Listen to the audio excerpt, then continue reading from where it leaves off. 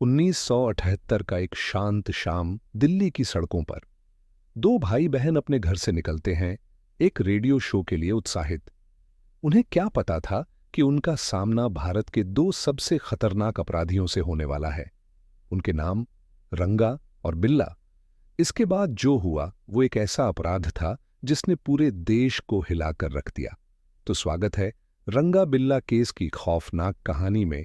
लालच, क्रूरता और इंसाफ की एक दास्तान। तैयार हैं तो लाइक करें, सब्सक्राइब करें और चलिए शुरू करते हैं। रंगा और बिल्ला हमेशा से जोड़ी नहीं थे।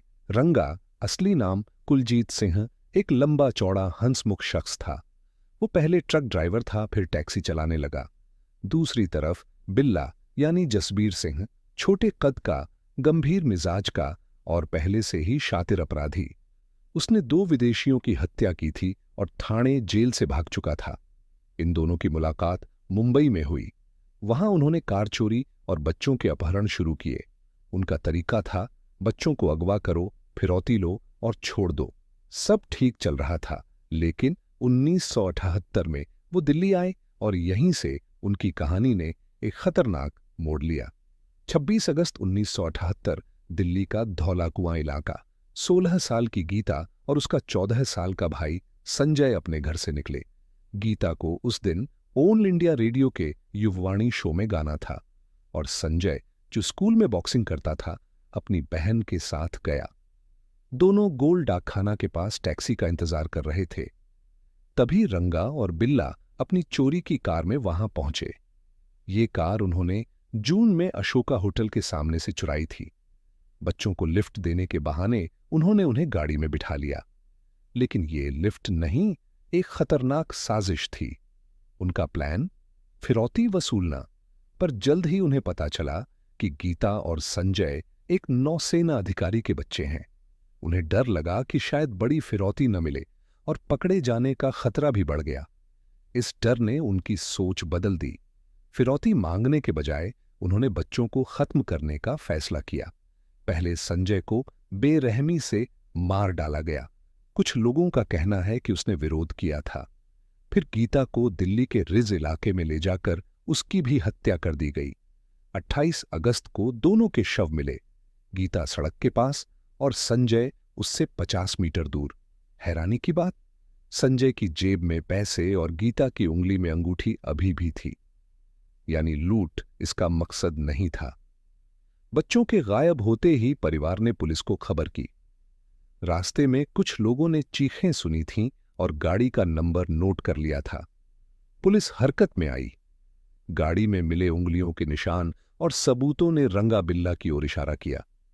उनकी तस्वीरें अखबारों में छपीं। दिल्ली से लेकर रेलवे स्टेशनों तक तलाश शुरू हुई। दोनों दिल्ली छोड़कर आगरा भाग गए। 8 सितंबर को वो कालका मेल ट्रेन में चढ़े जो दिल्ली जा रही थी। लेकिन गलती से वो सेना के डिब्बे में घुस गए। वहां मौजूद सैनिकों लांस नायक, गुरतेज सिंह और एवी शेट्टी ने उनकी शक्ल पहचान ली। अखबार में तस्वीरें देख चुके इन सैनिकों ने दोनों को धर दबोचा और दिल्ली पहुंचते ही पुलिस को सौंप दिया।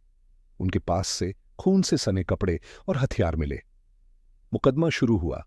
शुरू में दोनों ने कुछ गुनाह कबूले, लेकिन बाद में मुकर गए।